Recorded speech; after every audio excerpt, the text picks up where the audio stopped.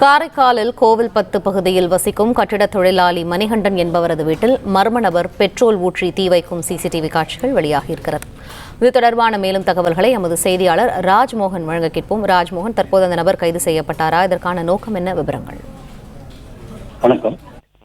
காரைக்கால் மாவட்டம் கோவில்பத்து பகுதியில் வசித்து வரும் மணிகண்டன் என்பவரது வீட்டில் நேற்று அதிகாலை மர்ம நபர் ஒருவர் பெட்ரோல் ஊற்றி தீ வைத்து சென்ற சிசிடிவி காட்சிகள் இன்று காலை சமூக வலைதளங்களில் வெளியாகியுள்ளது.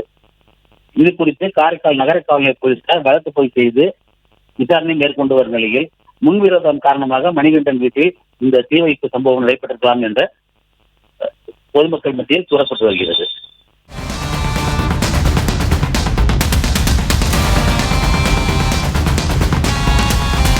நன்றி ராஜ்மோகன், விரிவான தகவல்கள்.